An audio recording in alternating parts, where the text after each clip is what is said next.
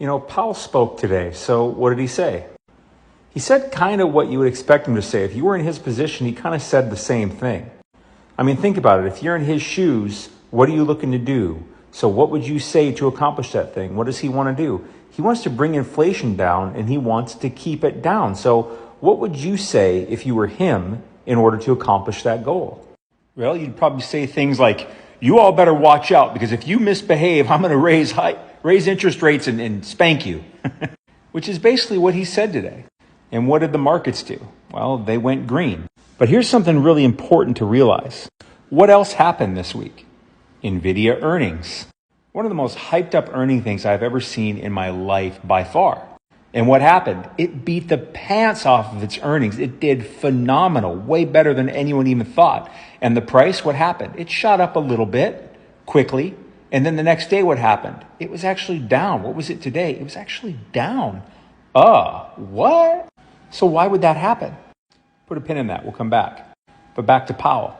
So Jerome came out and said today, hey, we might raise interest rates again if we see it as appropriate. Meaning, listen, if inflation kicks back up, if you all misbehave, if you run this stuff back up, if we see a reason we have to raise interest rates to bring this inflation down, we're going to do it. Right now, we don't know what we're going to do, but right now, we've been on a trajectory down. We're waiting and seeing what's going to happen before we decide what to do. But we certainly don't plan on cutting interest rates anytime soon. Listen, market, get it in your head. Right? That's what Powell's doing. Listen, market, we are not cutting rates anytime soon. And the market, what do we have in the back of our head? Saying, well, unless shit hits the fan, then you're going to have to cut interest rates. And that's true. But that's going to make markets go down. And we'll be in a real crisis or calamity. So I don't really see a rate cut this year, unless a crisis happens. As a matter of fact, it's hard to see a rate cut without a crisis. Otherwise, it'd be a true soft landing or no landing scenario. And I just can't ever put the probabilities on that because it's happened like once ever. And that's a kind of. And with what's going on in the rest of the world, like China's having a hell of a time. Japan's having a hell of a time. Eurozone, Europe is having a hell of a time. But China in particular. And what came of this whole BRICS meeting? Not much. But I've heard. If you heard different, leave a comment. Are they launching some new dollar-busting currency? I haven't heard anything about that. So back to NVIDIA. So what does that mean, in my opinion, this is just my opinion, when you have the hottest stock that maybe I've ever seen, one of the hottest stocks I've ever seen, and it has a blowout earnings, like an unbelievably phenomenal earnings, where the projected earnings were already like, oh my God, no way. And then it blows the roof off of that. And the price shoots up about, from like 470 to 520, I think was the top. And then it just kind of settled back down the next day to about 470. What? That tells me that I think even the frothiest, bulliest part of the market is like, all right, things are getting out of hand. I think the drunk people are realizing how drunk they are and they need to drink water. Because the rest of the data out there, NVIDIA aside, is like, whoa, slow down. So I think the bulls are even like, okay, can we really keep doing this? That's my take. And I think we are going to have a drop. The stock market, the crypto market, housing market, bond market. Not all at the same time. These are just my opinions, not financial advice.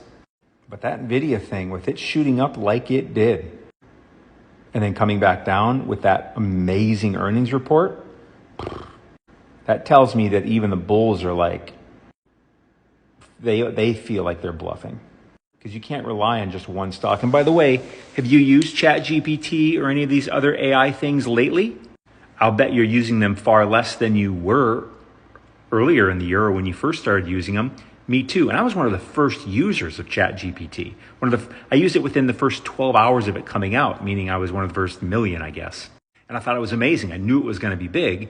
But you know what? I don't use it all that much anymore. I use it some, but I was caught right away with it being like, oh, that's amazing. Oh my God, because I'd never seen something like that. That's the way we all felt. But, as I keep going on, I'm like, okay. And I actually started to get frustrated with it. And that's what people have been saying lately too, where it's a cool tool. And there's other cool tools like Midjourney and Notion and stuff like that. And they're useful, but But the frothiness and the hype and the, oh my God, this is changing the world, it's calmed down some because the expectations got way overshot. And now they're coming back to a trend line. They're coming back to neutral. They're coming back to reality. So I think the AI narrative, in terms of its momentum, is past its peak now, or it's at least peaking right now, in my opinion. Is it going to be very useful going forward in the future and continue to grow and expand and become more of our life? Yes. But it doesn't all happen at once. It takes time still. I've been working on AI for decades. It's probably the end of my rant. Be sure to check that link in my bio if you've watched this far. And if you have watched this far, congratulations, because most people, can't watch something for 5 seconds. But if you sat here and listened to me say all this stuff, you're probably fairly intelligent, which is uncommon. So check the link in my bio. You'll see something over there that you probably like too.